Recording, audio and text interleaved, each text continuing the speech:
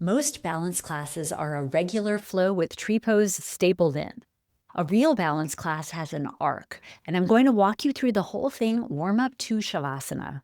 I'm Sage Roundtree. I help yoga teachers build confidence and develop sustainable teaching careers. And this class structure comes straight from my course, Fundamentals of Teaching Balance. Think of it as a recipe. Once you know it, you can swap ingredients forever. By the end of this video, you will have 6 segments you can arrange into a balance class this week, plus the framework that keeps it balanced across the entire body. And I already wrote one out for you. My free download, Dancer Tree Pigeon Eagle, the balance recipe, is this exact structure as a complete teachable class. Link is in the description. Start on 2 feet, not 1. Invite students to notice the points of contact between their body and the floor. That cue can work from any home base, and to treat the breath as a grounding tool. Then rock the weight side to side, forward and back, circle through the feet. And be sure to give your room what I call a sense of humor warm-up. Something slightly silly early on, so laughter enters the room before wobbling and falling out of poses does. A class that giggles in minute 5 forgives itself in minute 25. This is where you say the reframe from last week's video out loud. Wobbling is the system working. Next, familiar static balance poses, tree, dancer, eagle, held for 5 to 15 breaths. Long enough that the systems have to negotiate, short enough that strain doesn't take over the room. Offer the wall and blocks without ceremony. Props are options on the menu. They're not remedial equipment. Here's the segment most classes skip, and I think it's the most valuable one, moving between shapes on one leg. Pulse from warrior 2 toward tree on the back leg, several times, in and out, before committing to stay. Float from warrior 2 into half moon and return on the half breath.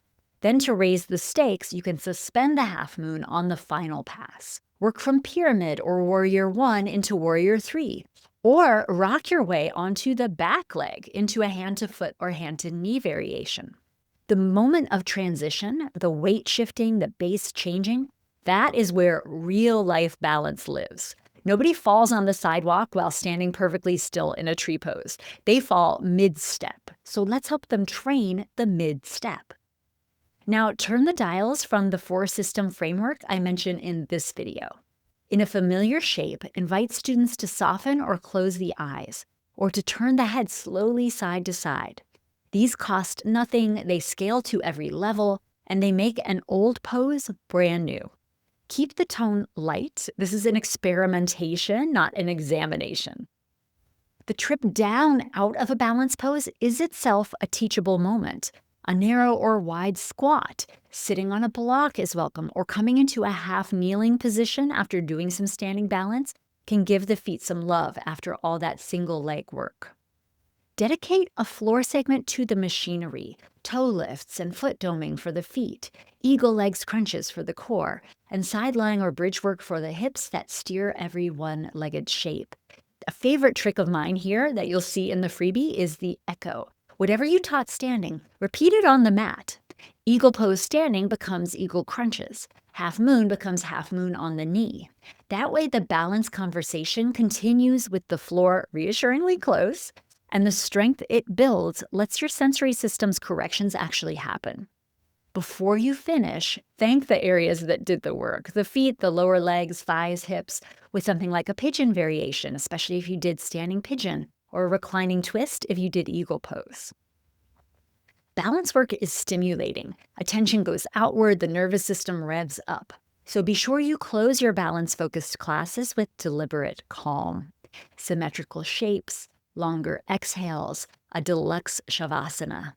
Students should leave feeling capable and settled, not keyed up. And across the whole arc, keep your class balanced in every sense with my 6-4-2 framework. The 6 moves of the spine, the 4 lines of the legs, the 2 core actions. So you visit all 3 planes of motion instead of just parking it on one leg for an hour. Warrior 3, chair on the toes, and crane travel in the sagittal plane. Tree, half moon, and a balancing X work in the frontal plane. Figure 4, or curtsy lunge, eagle pose, and a twisting balancing chair handle the transverse plane. Cover the planes and the 4 lines of the legs will come along for the ride. That's front, back, inside, and outside. Tell me which segment is already in your classes and what might be missing. Let me know in the comments. My bet is the transitions are the gap for most of us. If you want this whole arc pre-written, grab the free balance recipe below. Dancer, tree, pigeon, eagle, sequenced and cued, ready for this week's class. And when you are ready to build these classes yourself for every population and format with the physiology, the psychology, and a full library of sequences, that's Fundamentals of Teaching Balance. Self-paced 20 Yoga Alliance CEUs listed below. A balance class isn't a harder flow so much as a smarter recipe. On next week's video, why holding balance poses alone doesn't actually build balance. Subscribe and tap the like button so you're sure to catch it.